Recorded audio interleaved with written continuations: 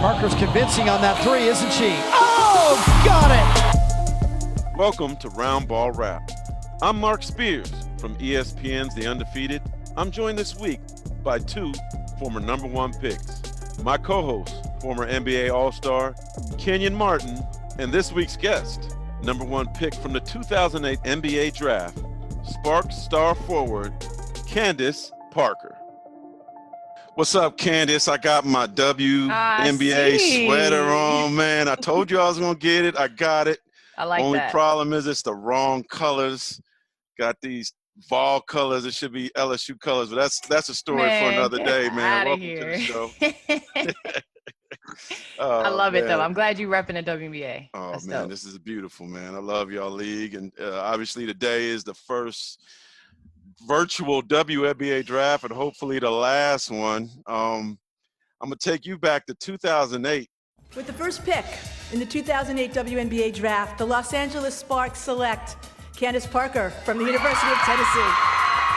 You win the championship with Tennessee, and then the next day that you were the #1 pick. Take us back to that time and what were your fondest memories? What was crazy about that time was actually I had committed to going to the WNBA draft, but I had dislocated my shoulder and needed surgery on my labrum. So my coaching staff, the university were all trying to persuade me to stay. So that night was like celebration because we won the national championship. But like a part of me was still kind of like, am I going to go to the WNBA draft? And then my brothers came in the room and was like, yeah, no, you're going. And so then that was a wrap. And I ended up declaring, and it was a wave of emotions. I mean, it's bittersweet. You're saying goodbye to the University of Tennessee, but then you're saying hello to something you dreamed of forever. And I mean, Kenyon can relate just how exciting it is to finally like live your dream. I mean, these are like the nights you shot in your driveway when you were younger. Like, this is what you dream of.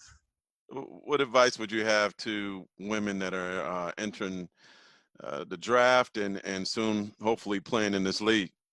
I used to roll my eyes when people would come back and say it goes fast, but it definitely goes fast. I think that's the biggest thing. So like embrace the moment, enjoy the process. People are going to be hitting you and telling you congratulations, and then they're going to be trying to take it out on you on the court. So there's friends, but just be careful because Kenyon knows everybody likes buttering them up. But then when you step on the court as a rookie, you know they're trying to prove something, and so are the vets.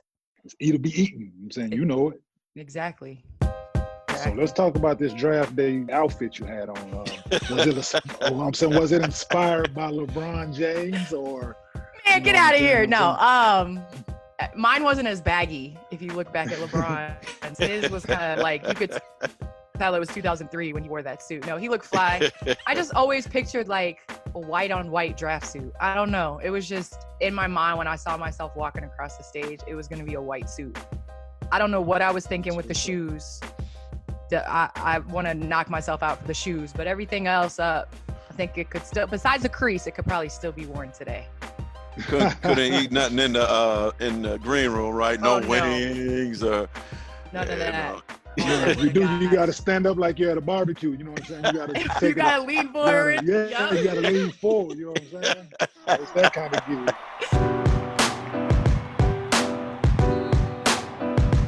How are you preparing for a season that may or may not be here? I'm not going to not be prepared. That's the biggest thing, Mark. But to be honest with you, I mean, I think all of us are in the same boat of just 1 week, there's positivity and optimism for a season. And then the next week, it's kind of like goes back to, reality. But I know for myself, I need to be in shape anyway, especially at my age. I'm getting up there. So I got to be ready. And so I'm just working out at home. I'm Pelotoning, lifting. I was just out doing a workout now. A lot of jump rope. I got a hill at my house, so my daughter hates me. We run up and down the hill. Get up on that Rocky, okay? Get on that Rocky training. So coming out, when you came out in 08, like you were blessed to get a shoe deal and a sports drink deal as a female athlete, which is rare. How did you look at yourself as changing the landscape in that area? My goal coming out was to have a shoe, and eventually it'd be a shoe for everybody. You remember these, right? Whose shoes are these? Yours. This is actually like mommy's shoe. I have 3 signature shoes.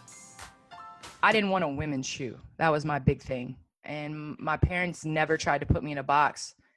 And I remember rocking, all the guy stuff. So I didn't see a problem with having a shoe that could be for everybody. It doesn't have to have like pink on it. And even now some dudes are wearing pink. So it is what it is. But I think at the same time, coming out of college, my dream was to accomplish that. So I think just now talking to young women is, don't let the reality of today dictate your dreams for the future. I think that's my biggest advice. You can do and you can be anything. We're trying to open up as many doors so that your kids, my daughter, my nephews, my nieces all have the same starting block. And we're not there yet, but we're hopefully evening the playing field a little bit. So Candace, you being from Chicago and a big time Bulls fan. This Sunday they coming out with The Last Dance. So what are your fondest Bulls memories, and are you looking forward to the documentary? First of all, when they decided to move the documentary up, April 19th is my birthday. Coincidence? I don't know. I don't know if it's a coincidence. I'm just saying. It's my birthday. It's one of the best gifts ever that could happen. Grew up a Bulls fan. The 90s were the expectation of winning. I remember Grant Park being filled with people, the parade, everything. And so that's kind of been the childhood memories of MJ, watching him. I remember where I sat in my house when he crossed up Russell, Dennis Rodman walking down, doing book signings in Chicago, Luke Longley and McDonald's. My childhood is the memories of winning championships. Ron Harper was my favorite player growing up. I had Ron Harper jersey. I had him on my wall. So I can say I'm through and through a Bulls fan. Candace, why Ron Harper? Yes. I don't know. Explain. Like, people forget before he got hurt how good he was. He was nice. He was supposed to be in the '88 slam dunk contest. Might have changed some things. MJ probably would have won because it was in Chicago, but still, probably he could fly. I don't think Ron. Listen, Ron was good, but I don't think he would have won that dunk contest. Hey, Kenyon, should we ask her about being a judge in the 2020 slam dunk contest? Or what do you think? Listen, yeah, definitely. Y'all need to be held accountable. No, listen. Here's the thing. I can only control my scoreboard. That's the only thing I could control. He's 75. This is 1988 all over. This is highway robbery. History has repeated itself here. So was there back and forth after the fact? Like really? Like that's what y'all like looking at somebody score after the fact? Like, oh, I know who scored they was looking at. They should have been.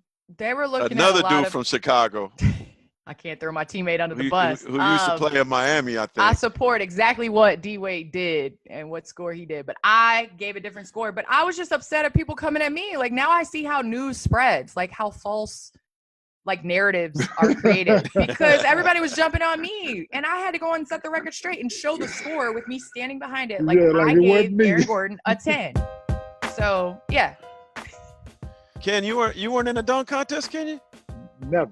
They never asked me for one. For one, they never asked me. Really? Never. Listen, man, they didn't ask me to do a whole lot when I played, dog.